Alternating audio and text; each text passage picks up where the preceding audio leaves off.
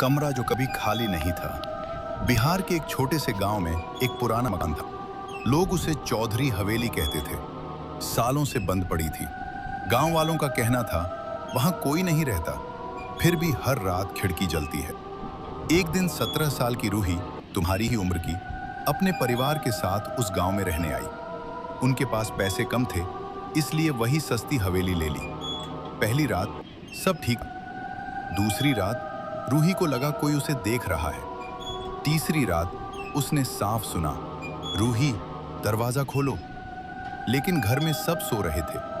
रूही डर गई, पर उसने सोचा शायद सपना है। लेकिन अगली सुबह उसके कमरे के दरवाजे पर अंदर की तरफ खरोंच के निशान थे, जैसे किसी ने रात में बाहर से नहीं अंदर से निकलने की कोशिश की हो। उसने मां को बताया, पर किसी ने सीरियस नहीं लिया। उस रात असली डर शुरू हुआ। रात के करीब 2 बजे अचानक उसकी आंख खुली। कमरे में ठंड बहुत बढ़ गई थी। सांस से धुआं निकल रहा था। और फिर उसने देखा उसके बिस्तर के नीचे कोई खड़ा है। हाँ, खड़ा, क्योंकि उसके पैर दिख रहे थे, उल्टे। धीरे धीरे वो चीज बाहर निकली। उसका चेहरा पूरा काला, आंखें सफेद और मुंह इतना बड़ा कि जैसे पूरा चेहरा फट गया हो। वो मुस्कुराया और बोला, तुम आ गई, अब मैं जा सकता हूं। अगली सुबह रूही नहीं मिली।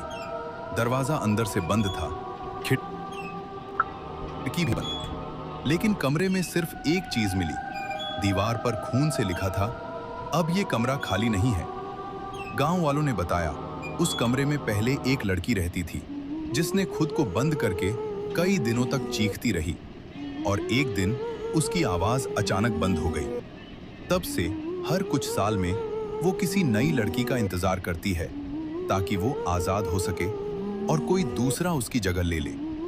और सबसे डरावनी बात, अगर तुम कभी किसी खाली कमरे में सो और रात को कोई तुम्हारा नाम लेकर बुलाए, तो जवाब मत देना, क्योंकि हो सकता है वो तुम्हें बाहर नहीं, अंदर बुला रहा हो।